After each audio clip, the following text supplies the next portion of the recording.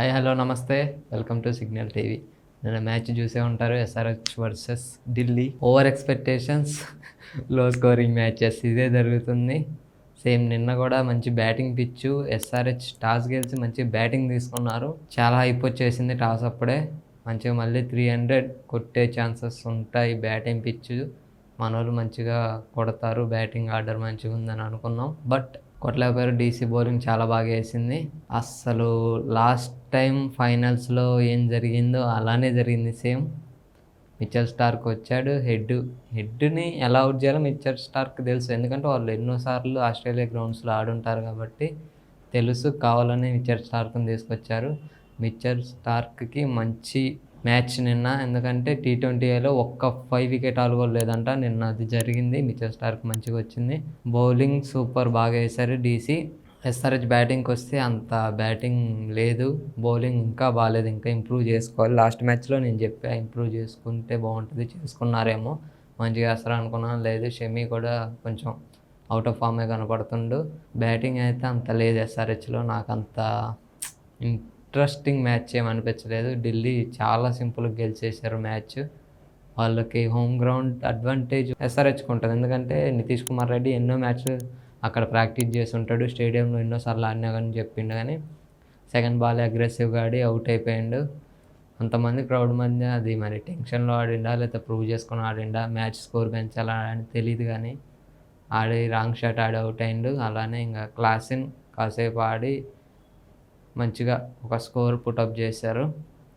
Impact ప్లేయర్గా వేరే ప్లేయర్ని తీసుకున్నారు. తీసుకోకపోతేనే మంచిగా ఉండు అని అనిపించింది. ఎందుకంటే నూరు వచ్చేవాడు, నూరు వస్తే ఆ బౌలింగ్లో ఉన్న కొంచెం కవర్ చేసే ఛాన్సెస్ ఉండేవి. ఆ ఛాన్స్ కూడా లేకుండా అయిపోయింది. ఫాస్ట్ వికెట్స్ పట్టడం వల్ల డీసీకి అదొక అడ్వాంటేజ్ అయింది. నూరు లేడు, మంచిగా బాల్ తిరుగుతుంది కానీ నూరు లేడు. ఆడ స్పిన్ బౌలింగ్ అంత బాగాలేదు. ఎస్ఆర్హెచ్లో అది మైనస్ అయింది. చూడాలి నెక్స్ట్ మ్యాచ్ కేకేఆర్ మరి అక్కడైనా మంచిగా ఆడాలని ఎక్స్పెక్ట్ చేస్తున్నా. ఎస్ఆర్హెచ్ ఢిల్లీ మంచిగా హోమ్ గ్రౌండ్ అని అనుకునే వైజాగ్లో 2 మ్యాచెస్ గెలుచున్నారు. నెక్స్ట్ ఢిల్లీకి వెళ్ళిపోతారు. అక్కడ వాళ్ళు చూడాలిగా. నెక్స్ట్ మ్యాచ్ గురించి చూద్దాం. ఇప్పటివరకు నేను చెప్పింది మీకు నచ్చితే సబ్స్క్రైబ్ చేయండి. కొంచెం సపోర్ట్ చేస్తే నాకు కొంచెం బూస్ట్ లాగా ఉంటుంది. నేను ఏ ఫియర్ లేకుండా చెప్పడానికి నాకు అదొక సపోర్ట్ లాగా ఉంటుంది. Thank you. నెక్స్ట్ మ్యాచ్లో మాట్లాడుకోవాల్సింది ఆర్ఆర్ వర్సెస్ సిఎస్కే. నేను నిన్న మ్యాచ్లో చెప్పా, సిఎస్కే మొన్న మ్యాచ్ ఆడారు, నెక్స్ట్ డే ట్రావెల్ చేశారు, నెక్స్ట్ ఎమ్మటే మ్యాచ్ ఆడాలి. వాళ్ళకి ఆ పిచ్ గురించి, ఆ గ్రౌండ్ గురించి అంత తెలీదు. అది ఆర్ఆర్కి అడ్వాంటేజ్ అయితే దాన్ని యూజ్ చేసుకోవాలని చెప్పా. పర్ఫెక్ట్ యూజ్ చేసుకున్నారు. నితీష్ రాణా మామూలుగా ఆడలేదు నిన్న మాత్రం బ్యాటింగ్. ఆ పిచ్లో అంత స్కోర్ కొట్టాడంటే గ్రేట్. అది 36 బాల్స్ ఆర్ 37 బాల్స్లో 80 రన్స్ కొట్టేసిండు. చాలా బాగా ఆడిండు, మంచి షాట్స్ ఆడిండు, 6లు 4లు కూడా బాగా కొట్టిండు. సిఎస్కే లాస్ట్ మ్యాచ్ లాగే మళ్ళీ నిన్న ఆడారు. వాళ్ళు స్లోగా పవర్ ప్లేలో వీళ్ళకి సేమ్ వాళ్ళ దగ్గర పవర్ ప్లేలో ఒకటే వికెట్ పడ్డది. ఆర్ఆర్ చేసింది ఏంటంటే వికెట్ పడ్డా సరే అగ్రెసివ్గా ఆడారు. 80 దగ్గరలో స్కోర్ వచ్చింది, 79 సంథింగ్, 80 నియర్లీ 80 వచ్చేసింది. సిఎస్కే 40 రన్స్ 50 కూడా క్రాస్ అవ్వలేదు పవర్ ప్లేలో. వాళ్ళు చేసుకున్న మైనస్ అదే. అడ్వాంటేజ్ చాలా ఉంటుంది. బ్యాటింగ్ అబిలిటీ ఉన్నా సరే దాన్ని యూజ్ చేసుకోలేకపోయారు సిఎస్కే యూజ్ చేసుకోవాల్సింది పవర్ ప్లేని. ఆ పవర్ ప్లేని వాళ్ళు చేసుకోలేదు, పోయింది. గైక్వాడ్ చాలా స్లోగా ఆడిండు. మరి కెప్టెన్ ఆ పిచ్ తెలిసి అలా ఆడిండా లేదా వికెట్లు పడుతున్నాయి అని చెప్పి అలా ఆడిండో తెలియదు. కానీ చాలా స్లోగా ఆడిండు గైక్వాడ్. ఇంకా ధోని కొంచెం పైకి వచ్చినా సరే ఆ రన్స్ 16 రన్స్ సంథింగ్ 11 బాల్స్లో కొట్టిండు.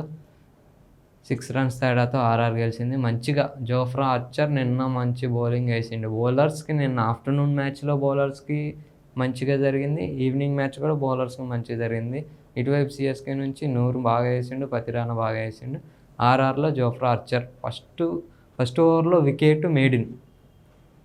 పవర్ ప్లేలో T20లో వికెట్ మేడిన్ అంటే అది ఎప్పుడో ఒకసారి జరుగుతాయి. పవర్ ప్లేలో వికెట్లు పడ్డా ఖచ్చితంగా సింగిల్ రన్ అయినా తెస్తారు. కానీ నిన్న జోఫ్రా ఆర్చర్ ఫస్ట్ ఓవర్ అక్కడ స్టార్ట్ అయింది, వాళ్ళ రన్ రేట్ పడిపోతూనే ఉంది. మిడిల్ ఓవర్స్లో కొడదాం శివం దుబే వచ్చి 6లు కొట్టిండు. ఇంక అంతే. ఇంకా ఆ తర్వాత మళ్ళీ ధోని, జడేజా అంత రాలేదు. వాళ్ళు యూజ్ చేసుకోలేకపోయారు అక్కడ కూడా. సిఎస్కే వాళ్ళకి తెలీదు కాబట్టి చూడాలి. ఇంక నెక్స్ట్ మ్యాచెస్ మ్యాక్స్ వాళ్ళ హోమ్ గ్రౌండే, ఎక్కడైనా గెలుస్తారేమో చూద్దాం. ఆర్ఆర్ అయితే ఫస్ట్ విక్టరీ స్టార్ట్ చేసింది. రన్స్ యాడ్ అయినాయి వాళ్ళకి, పాయింట్స్ యాడ్ అయినాయి. థర్డ్ మ్యాచ్ గెలిచారు. నెక్స్ట్ వాళ్ళు ఇంకా అక్కడ మ్యాచ్లే ఉండవు గౌహతిలో. నెక్స్ట్ మ్యాచెస్ రివ్యూ అయిపోయింది. ప్రివ్యూ గురించి మాట్లాడుకుందాం ఇప్పుడు. ఎంఐ వర్సెస్ కేకేఆర్ ఈరోజు ఈవినింగ్ మ్యాచ్ మనం చూసేది. ఎంఐ లాస్ట్ 2012 సంథింగ్ అప్పటి నుంచి ఫస్ట్ మ్యాచ్ అసలు గెలవదు. వాళ్ళ సాంప్రదాయం అయిపోయింది. ఇంకొక కాంట్రవర్సీ ఏం నడుస్తుందని సోషల్ మీడియాలో, 5 times ట్రోఫీ విన్ అయిన సిఎస్కే ఎంఐ మ్యాచెస్ ఓడిపోతున్నారు. అసలు వీళ్ళు ఆడలేకపోతున్నారు. అంత మంచి బ్యాటింగ్ ఆర్డర్ ఉంది, మంచి బౌలింగ్ ఉంది, సీనియర్ ప్లేయర్స్ ఉన్న ఆడలేకపోతున్నారు అని ఇది ఒక కాంట్రవర్సీ బాగా నడుస్తుంది. ఎంఐ ఈ మ్యాచ్ అండ్ లాస్ట్ మ్యాచ్ అక్కడ అహ్మదాబాద్లో వాళ్ళు పూర్ ఫామ్ అక్కడ ఫామ్ కొనసాగుతూనే ఉంది. సేమ్ ఇప్పుడు హోమ్ గ్రౌండ్కి వచ్చారు మంచిగా. ముంబైలో వాంకడే సూర్యకుమార్, తిలక్, రోహిత్ నుంచి రావట్లేదు runs. Rohit I think single డిజిట్స్లో 18 మ్యాచెస్లో ఓడిపోయిందంట. 18 మ్యాచెస్లో సింగిల్ డిజిట్ రన్స్తోనే ఓడిపోయిందంట. చాలా తక్కువ రన్స్తో ఓడిపోతుండు. రోహిత్ శర్మ ఈ మ్యాచ్ అయినా కంబ్యాక్ చేయాలి, మంచిగా ఆడాలని మనం కోరుకుందాం. కేకేఆర్ వచ్చేస్తే వాళ్ళు ఒక మ్యాచ్ విన్ అయ్యి ఉన్నారు ఆర్ఆర్ మీదే. గౌహతిలో మంచిగా విన్ అయ్యి ఉన్నారు కాబట్టి చూడాలి. కేకేఆర్ మంచి బౌలింగ్ ఉంది. సునీల్ నారాయణ కూడా వచ్చిందంట, సెట్ ఉందంట మంచిగా. సునీల్ నారాయణ కూడా ఇప్పుడు ప్లేయింగ్ 11లో ఉంటాడు. ఎంఐకి వచ్చేస్తే బూమ్రా సంథింగ్ టెస్ట్లు జరుగుతున్నాయంట. బూమ్రా ఈ మ్యాచ్ వస్తాడో రాడో తెలియదు, కానీ నెక్స్ట్ మ్యాచ్ బూమ్రా వచ్చే ఛాన్సెస్ ఉన్నాయని రిపోర్ట్స్. నాకు తెలిసి బూమ్రా నెక్స్ట్ మ్యాచ్ వస్తే ఇంకొంచెం అడ్వాంటేజ్ అయింది. ఈ మ్యాచ్లో నాకు తెలిసి విఘ్నేష్ పతూర్ని తీసుకొస్తారు, ఎందుకంటే అక్కడ మంచి ప్రాక్టీస్ చేయించుంటారు కాబట్టి. వాంకడేలో విఘ్నేష్ పతూర్కి ఛాన్స్ ఉంటుంది. రెడ్ సాయిల్ వికెట్ కాబట్టి బ్యాటింగ్ పిచ్ అది, మంచిగా 200+ స్కోర్ కొట్టుకోవచ్చు. ఫస్ట్ చేజింగే మ్యాక్స్ గెలిచే ఛాన్సెస్ అక్కడ ఎక్కువ ఉన్నాయి, ఎందుకంటే కొట్టేస్తారు సింపుల్గా. ఈ ఎంఐలో బ్యాటింగ్ ఉంది, దాన్ని ముంబైలో ప్రాక్టీస్ చేసి ఉంటారు కాబట్టి హోమ్ గ్రౌండ్లో గెలవాలి పక్క.